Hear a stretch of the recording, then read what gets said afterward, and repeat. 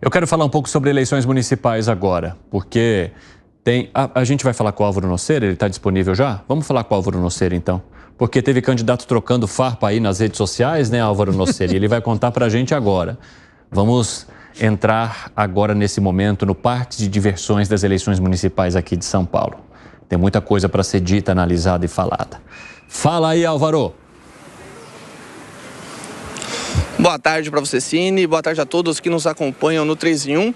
Rolou um clima tenso entre os brothers Pablo Marçal e o ex-presidente Jair Bolsonaro. Trocaram farpas nas redes sociais. Em uma publicação do ex-presidente, Marçal comentou: "Pra cima, capitão, como você disse, eles vão sentir saudades de nós." Bolsonaro respondeu a este comentário com um tom irônico, perguntando: "Nós? Um abraço." Foi quando o Marçal fez o famoso textão, dizendo que se não existe nós, que seja mais claro. Ele disse ainda que ajudou muito o Bolsonaro durante a campanha e que se tornou investigado por isso. Marçal lembrou que doou R$100 mil para o ex-presidente na época e cobrou esse dinheiro de volta para que Bolsonaro doe para a sua campanha. E ainda sobre o candidato à Prefeitura de São Paulo, a Justiça suspendeu os direitos de resposta concedidos a Guilherme Boulos nas redes sociais de Marçal. O Tribunal Regional Eleitoral acatou o recurso da defesa do PRTB. Essa ação do PSOL veio após a campanha de Marçal nas redes sociais publicar vídeos ironizando um suposto uso de drogas por parte de Guilherme Boulos. Volto com você, Cine. Muito obrigado, Álvaro Noceira, pelas informações. E aí, Alan Gani, teve contribuição para a campanha do ex-presidente Jair Bolsonaro? Agora é hora de cobrar o preço ou o apoio indireto? O que está acontecendo, hein? Eu não sei mais dizer o que é verdade, o que é mentira. Agora, a estratégia, de qualquer modo, é colar a imagem em Jair Bolsonaro. Exatamente no dia de hoje, uma briga homérica no Twitter entre a direita. Então, e tô falando aqui de direita que apoia Bolsonaro. Então, dentro dessa direita, uma ala muito contra o Pablo Marçal, um grande influenciador, jornalista, deu uma resposta ao Pablo Marçal e aí todo mundo retuitou e falou que paulada, e aí toda aquela briga, todo aquele tumulto. Então, resta saber agora se o Bolsonaro e seu entorno, a família Bolsonaro, vai entrar para valer contra o Marçal. Porque até agora o Bolsonaro está quieto e está dando aquele apoio mais tímido ao Ricardo Nunes. Agora, é diferente se o Bolsonaro comprar a briga com o Marçal, né? Começar a ir para o confronto. Aí eu não acho que o Marçal esteja acima do bolsonarismo.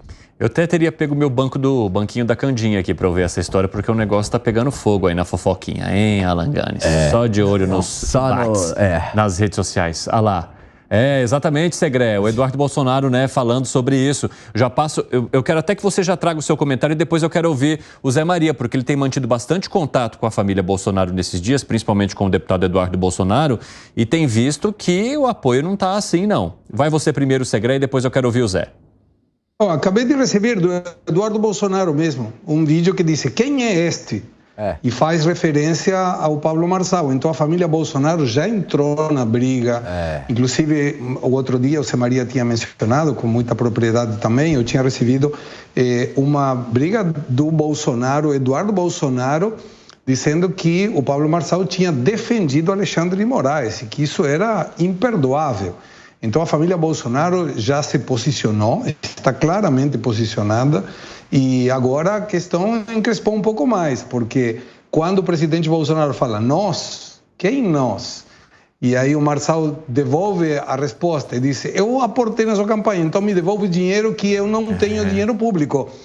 A sequência foi essa, então me devolva os R$100 mil que eu coloquei na tua campanha, que eu não tenho dinheiro público. Eu não sei se isso vai prosperar para o Marçal. Se ele entrar de briga direta com os bolsonaros, ele pode perder vários apoiadores e vários eleitores, me parece. Fala, Zé, o que está rolando, hein? Pois é, eu também recebi esse vídeo, que estava olhando aqui esse vídeo do deputado, né? É claro que há uma divergência e o presidente Bolsonaro vem mostrando, né? os comentários que a gente vê no sentido de que, ó, que é o Marçal que está chegando agora e já quer sentar na janelinha, já quer ser maior do que o mito, né? Os comentários. A verdade é o seguinte, o presidente Jair Bolsonaro vai perder uma parte importante do controle do grupo, né, nessa eleição de São Paulo. O próprio vídeo do deputado Eduardo Bolsonaro mostra, inclusive, da história da Joyce, do Frota e de outros, né, que eram aliados e tal, e que agora são adversários e que estão exatamente com o Nunes. Há um esforço do grupo do presidente Bolsonaro, da família, né, em dizer, olha, nós estamos com o Nunes, inclusive indicamos o vice, né, mas haverá uma divergência e ali uma clara desconfiança de que o Marçal quer mesmo fazer voo solo, né, e se afastar de Jair Bolsonaro. Por isso que a pergunta que eles fazem sempre assim, vem cá, onde estava o Marçal quando aconteceu isso no dia 8 de janeiro e tal, onde estava ele e tal? Então, tentando exatamente dizer, olha, o Marçal não é do nosso grupo. A briga está agora mais explícita, eu já vinha falando dessa dificuldade, só que agora a coisa está mais explícita, né? E várias outras brigas que eu não vou citar aqui. Fala, Piper. Hoje, às 7 da manhã, eu vi um vídeo do deputado Eduardo Bolsonaro, não sei se é esse mesmo ao qual vocês estão se referindo agora, em que, obviamente, ele fazia duríssimas críticas ao Pablo Marçal. Então, vamos traduzir em miúdos o que está acontecendo. A ascensão do Pablo Marçal significa o fim do monopólio bolsonarista na direita radical. Acabou. Quer dizer, agora há um outro polo brigando por esse público. Então, a preocupação do presidente Bolsonaro, do seu entorno, é muito vocalizado aí pelo deputado Eduardo Bolsonaro, como uma espécie de porta-voz aí das manifestações do grupo, não é apenas e exclusivamente com a campanha do prefeito, que eles apoiam, mas principalmente olhando na frente. É uma visão de mercado futuro mesmo. Quer dizer, se o Pablo Marçal ganha a eleição em São Paulo, ou chega ao segundo turno, o que isso poderá representar, por exemplo, em 2026? No mínimo, na mais suave das hipóteses, vai representar a presença de um outro nome forte, pelo menos aqui no estado de São Paulo. Se ele vai ter abrangência nacional ou não, se ele vai conseguir isso ou não, é uma outra história. Porque nesse momento ele trabalha para tentar ser o prefeito de São Paulo.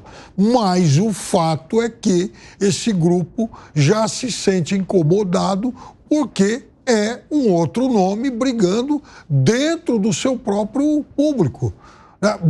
Veja, é como se fossem duas empresas brigando pelo mesmo nicho de consumidores. Seria diferente se aparecesse um outro candidato ao centro, à esquerda? Aí, dane-se ele. O problema é o Pablo Marçal, um candidato de direita com um discurso de direita radical. Então ele está falando para o mesmo público que o bolsonarismo tem, de certa forma, monopolizado nesses últimos anos. E a grande briga está aí. E eu acho que, além do que as pesquisas de opinião hoje retratam, né, com percentuais cada vez mais generosos para o Pablo Marçal, eu acho também, Evandro, que há um público silencioso e envergonhado, como era o bolsonarista de 5, 6 anos atrás. Ele votava no Bolsonaro, quando o presidente Bolsonaro apareceu, mas ainda tinha vergonha de se manifestar. Eu tenho a convicção de que hoje está acontecendo a mesma coisa em relação ao Pablo Marçal. Deve estar cheio de gente por aí. Você sabe por quê? Eu dou uma olhadinha de vez em quando nas curtidas aí para os posts dele. Falo, esse aqui também.